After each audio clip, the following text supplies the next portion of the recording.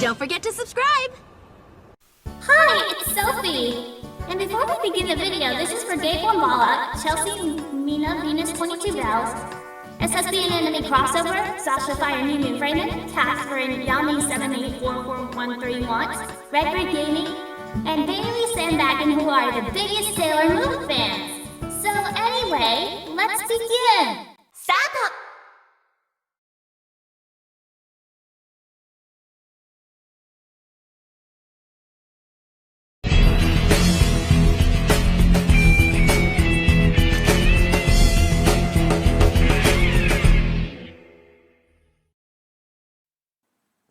Hello, and welcome back to my channel, everyone, to a new video. My name is Natalie the Lifelight, and this is my good partner, Nico Robin. Hey everyone, I'm the archaeologist of the Straw Hat Pirates, Nico Robin, and reporting for duty. And in this new video, this is going to be talking about the Sailor Moon Eternal Viz Media English dub, and when it is to be expected in 2021 or 2021. Before we continue, we are only going to mention what Sailor Moon Crystal is the end of Act 38 and the plot of Eternal Parts 1 and 2. Also, please be prepared because we're gonna have a spoiler alert! Anyway, let's get started. Also, as I mentioned in my other videos, since the coronavirus pandemic started, all voiceover actors have to work from home, which means they'll need to rely on Source Connect in their home studio for recording sessions. And since Amanda C. Miller, who was the voice of Makoto, has since moved to Atlantic, the other voice actors from Burbank will have to talk to her via said app on their Mac OS X computer or iPad.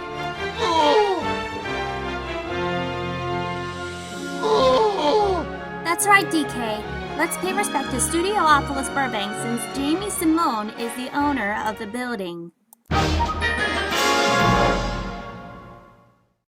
As I did say in my other videos, Sailor Moon Eternal will be recorded at Studiopolis, but since the outbreak started, it's closed, so the VIZ actors will use Source Connect and their iPad, MacBooks, etc.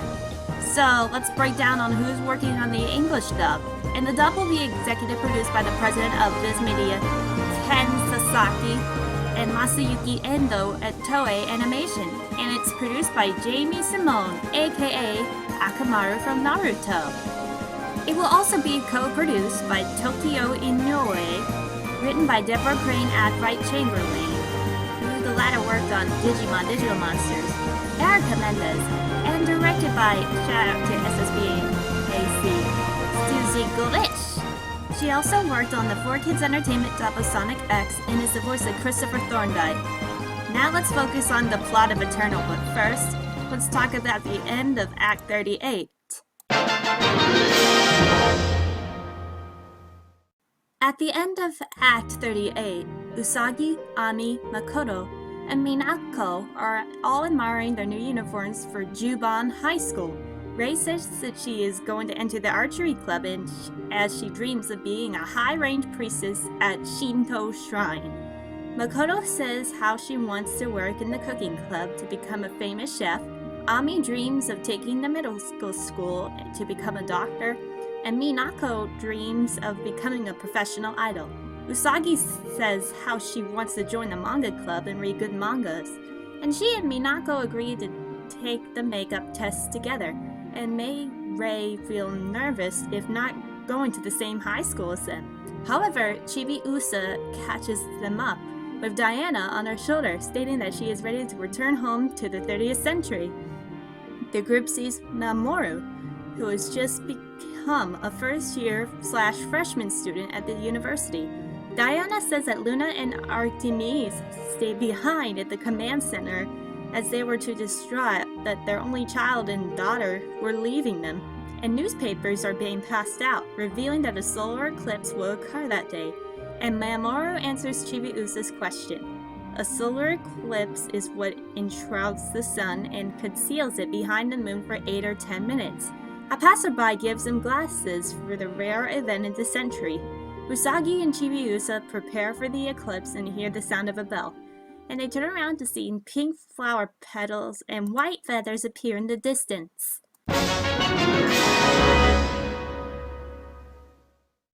A year after the Mugen Academy incident, Usagi and her friends begin their new term as high school students while Mamoru enrolls into a university, and Chibiusa's training as a sailor guardian is nearly complete. But a mysterious ship appears during a solar eclipse, followed by a circus appearing in the middle of the Juban district.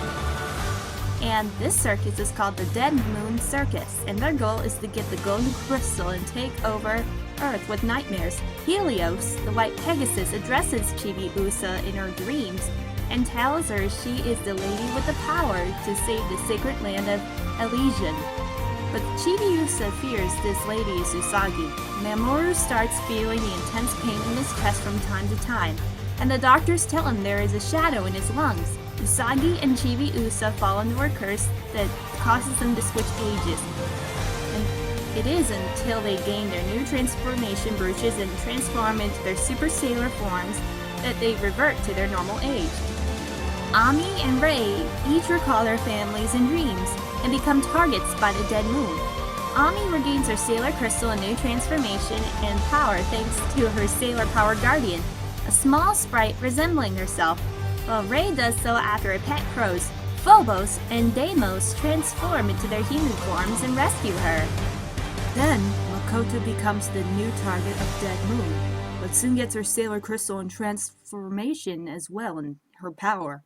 Mamoru's condition is getting worse. Helios transforms into his human form and formally introduces himself to Mamoru, Usagi, and Makoto, and explains that Dead Moon has attacked Elysian, the land that protects the earth from within, and that he is experiencing the same pain as Mamoru, since Elysian has already been taken over and the same may happen to Earth if Usagi and the others do not find the golden crystal. Minako is worried because she is the only one of her friends that is unable to transform, so she attends an idol audition set up by the Dead Moon to investigate them, but is ambushed by the Amazonas Quartet. Artemis tries to help Minako, but they are both attacked by the quartet. Haruka, Michiru, Setsuna, and the grown-up Hotaru are shown living a happy life, but the latter sees a premonition in which Usagi and Mamoru are in danger. Hotaru alerts the others and gives them their sailor crystals and new transformations and powers. Artemis transforms into a human and saves Minako, who gains her sailor crystal and new transformation and power too. The other Guardians return to Tokyo and save the other Guardians from an assault by the Amazonas Quartet. Usagi and Mamoru are hit by Zirconia's curse and transform into children, and then disappear. Chibiusa and Hotaru chase the quartet, and Hotaru tells the four of them to stop using nightmares or else nightmares will consume them, but they are all trapped by Zirconia. Usagi and Mamoru appear in Elysian, which is covered by darkness. Helios urges them both to find the golden crystal, which Usagi guesses is sealed within Mamoru. Queen Helenia, the leader of the Dead Moon Circus, appears and nearly kills Usagi and Mamoru, but Helios takes them to where the Guardians are, and Helios seemingly sacrifices himself to purify Earth. Zirconia attacks everyone with her nightmare. While under Zirconia's nightmare, the Guardians believe Usagi and Mamoru have died. While Usagi thinks her friends are killed, but Mamoru manages to get everyone out of the curse. The Guardians simultaneously attack Zirconia, forcing her to escape with Helenia's mirror. Usagi chases it after, but instead of finding Zirconia, she is greeted by Helenia herself. While Usagi frees Chibiusa and Hotaru, Makoto manages to break the mirror, and Helenia transforms into an ugly old woman. The protagonists reunite and teleport to Elysian, where the Dead Moon ship arrives. A young Helenia reappears and tells the heroes that she is the cursed Princess Serenity during the Silver Millennium to prevent her from becoming Queen of the Moon, bringing about the Dark Kingdom's attack on the Moon Kingdom as a result. Usagi resolves to finish Helenia, and the Sailor Power Guardians appear before the Guardians, and all of them transform into princesses, while Luna, Artemis, and Diana appear and transform into their human forms. With the powers of everyone, Usagi transforms into Eternal Sailor Moon and defeats Helenia, and the Amazonas Quartet appear and transform into Sailor Guardians. the Sailor Quartet, who are the future guardians of Sailor Chibi Moon, and Helios finally recognizes Chibi-Usa as his princess. Now that we have already talked about the plot, let's talk about the inner guardians, Tuxedo Mask, and the Moon Cat.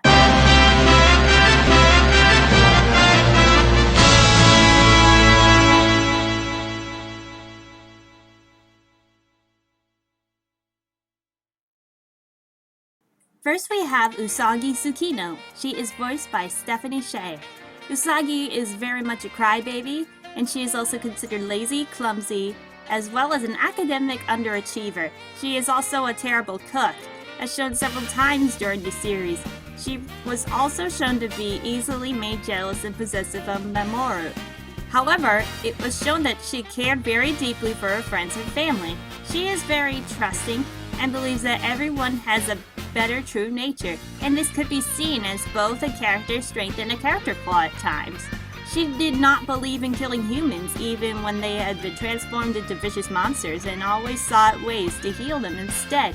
And throughout the series, Usagi matured a great deal, although she was still prone to some childish behavior and bouts of silliness, and she became a capable young woman.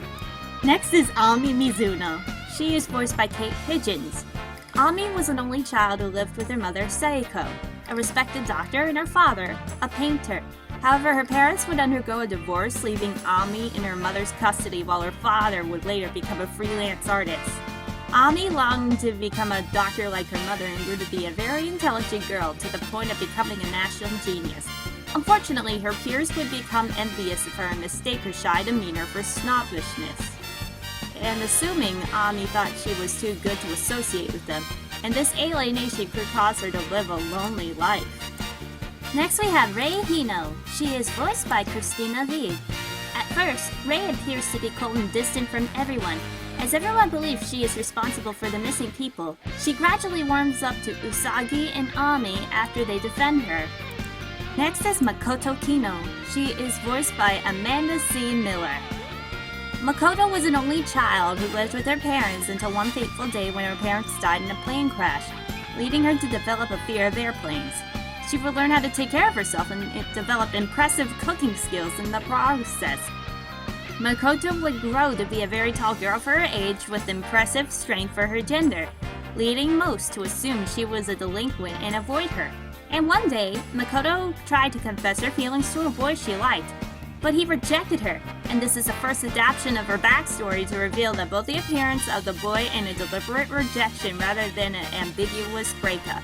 She would later transfer schools, partly because of heartache, but also because she felt a greater purpose calling her elsewhere.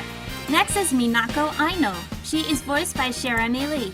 Before the events of the series, Minako became a Sailor Senshi by Artemis before Luna discovering Usagi to become Sailor Moon.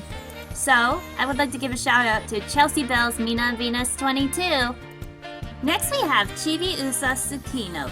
She is voiced by Sandy Fox. Chibi-Usa was born as Usagi Small Lady Serenity, the only child of King Endymion and Neo Queen Serenity, and the Princess of the Silver Millennium. However, Chibi-Usa has stagnated in growth, being physically and mentally a child for over 900 years, something that is unusual for even the long-lived people of the Moon Kingdom. She has also never showed any sign of developing powers that worried her parents, who feared that she might not be able to carry the mantle of Sailor Moon. Her lack of growth and magical abilities had led the people to believe that she is a fake princess who wasn't the king and queen's daughter. Her father tried to make her feel better by telling her how much in common she has with her mother, and by telling her how invincible Sailor Moon is. Unfortunately, this only made her feel as though she didn't matter to her mother and would never be able to compare to her. But, based on her appearance, she's pink enough to cause cavities. Next we have Mamoru Chiba. He is voiced by Robbie Damon. Mamoru was an only child and had lived with his parents until the day of his 6th birthday, when all three of them had been involved in a car accident, killing the parents but leaving Mamoru as the sole survivor. However, the incident gave Mamoru retrograde amnesia, leaving him unable to remember anything about his life before the car accident. He did, however, constantly have dreams about a mysterious girl begging him to find something called the Silver Crystal. Believing the Silver Crystal would help him restore his memories, Mamoru would adopt the persona Tuxedo Mask and seek out the crystal for himself. Next we have Luna. She is voiced by Michelle Rock. However, most cats aren't a lot of fun, but let's face it, we're at a cat's mercy, and they only really associate with us when they want to be scratched, fed, or anything else.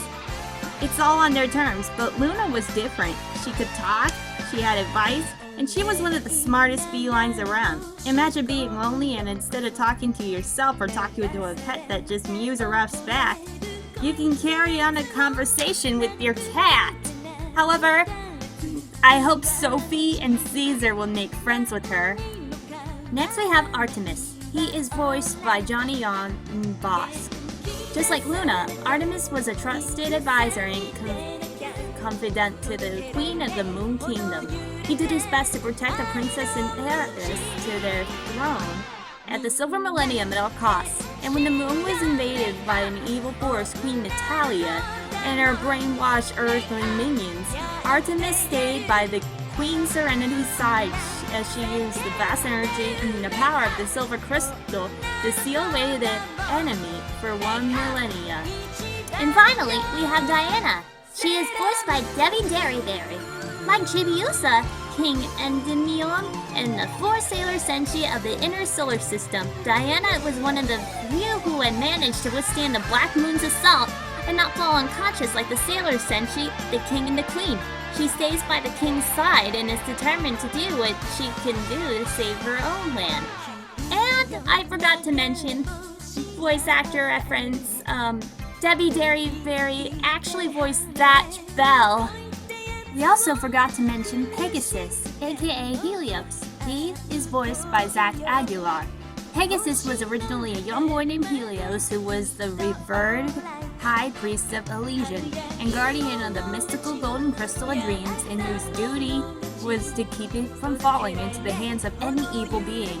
When confronted by the evil and envious Queen Helenia, Helios was captured by an evil queen of the Dark Moon and taken prisoner.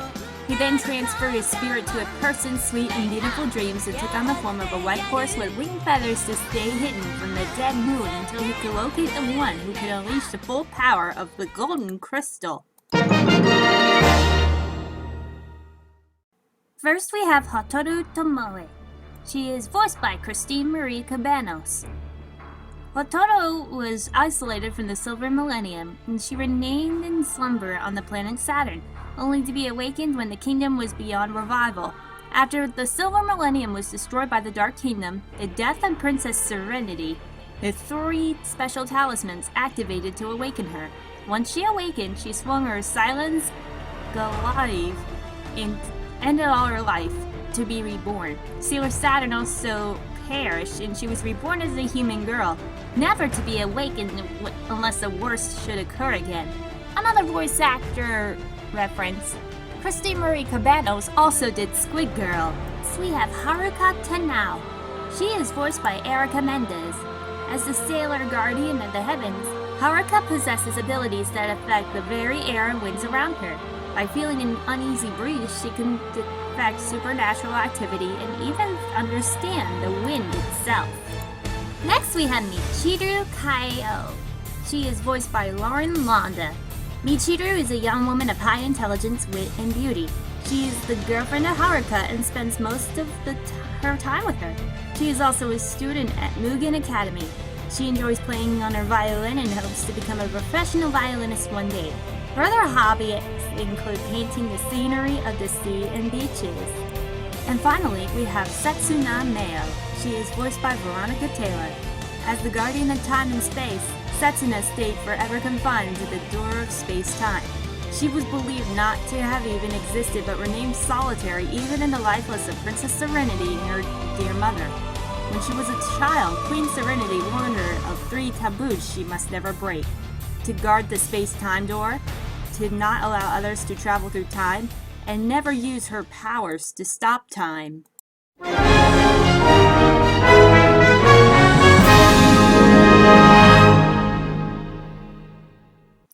First, we have Queen Helenia. She is voiced by Lauren Post. Queen Helenia can shoot energy waves of shadows and darkness, and also spider-like threads.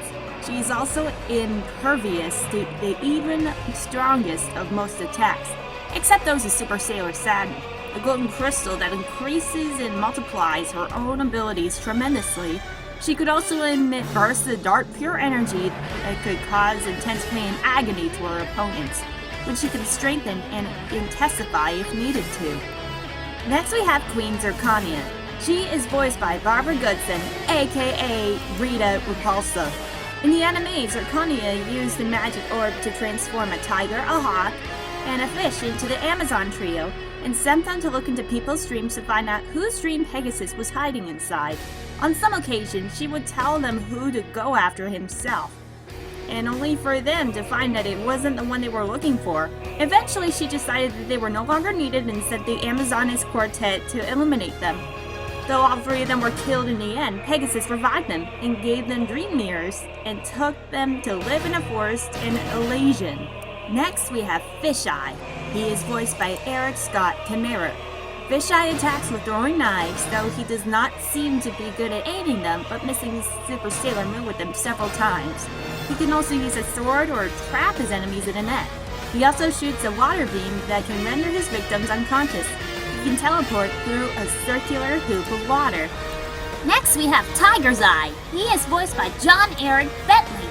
Tiger's Eye has the ability to pull out someone's dream mirror and look into someone's dreams, teleport through a hoop of fire, summon lemurs, and use a whip in order to attack with Super Sailor Senshi. He can also throw knives in order to pin someone to the ground. In an episode 129, he snapped his fingers and was able to make a vine appear through the ground in order to hold down Meika Nishimura. Next is Hawkeye. He is voiced by Michael Yurchak. Hawkeye attacks his enemies by blowing streams of fire at his enemies using a small torch. He can also transport himself by jumping through a hoop of brown feathers. Next is Sari Sari, the Flower Master. She is voiced by Cassandra Lee Morris. Like the other members of the quartet, Sari Sari owned an Amazon stone and hers was colored yellow. She could pull out someone's dream mirror using her Amazon stone. And then she performed 3 attacks with her stone: Orb Shot, Pellet Orb, and Open Orb. And Sari Sari performed an attack called Seeds of Misfortune. Next is Pala Pala, the Ball Balancer. She is voiced by Xanthe Honey. Pala Pala is the childish member of the quartet and speaks mostly in third person. Well, unlike her sisters, Pala Pala attacks multiple people at the same time instead of just one person, and the lemurs she summoned were Two-Face. Next, we have Junjun the Acrobat. She is voiced by Erika Ishii. Junjun is the tomboy of the Amazonist quartet and an acrobat for the Dead Moon Circus. And unlike her sisters, the lemurs she summoned were always male and most of them are fish-themed. She attacks by hitting bombs towards her enemies with a baseball bat. She can also create illusions. Her circus act is tightrope walking. And finally, we have Vesves, the Beast Tamer. She is voiced by Erica Lindbeck. She was one of the members of the Amazonist quartet, who were residents of a jungle who awoke Queen Helenia as they were playing. As thanks for awakening her, Queen Helenia gave them the power to dream forever and always stay young, and gave them each an Amazon stone to symbolize that power. Vesves had a red Amazon stone. In her first appearance, Vesves tried to attack Zirconia with her Amazon stone, targeted Momoko Momohara for her dream mirror, and released her first lemurs. Alright everyone, the VIZ Media English dub reveal an announcement date that Natalie is predicting is November at Anime New York City or early 2021 by VIZ Media on their social network accounts. So Gabe, Chelsea, Sasha, SSB, Katherine, Bailee, and everyone in the Sailor Moon community, we hope that you enjoy seeing this film after its release, and it will be available on Blu-ray and DVD in the spring or summer that year. It will be distributed by Warner Brothers Home Entertainment.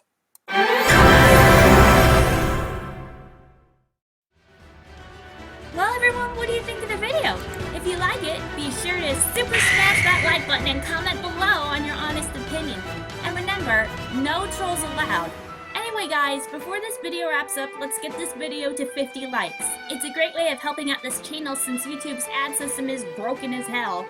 And be sure to follow me on Instagram at Pikachu and Sonic 222 and my DeviantArt, which is the same as my username.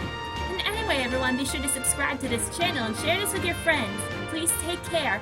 And thank you guys and girls for watching me, Natalie, on the Life, and I will see you all on the flip side. Bye!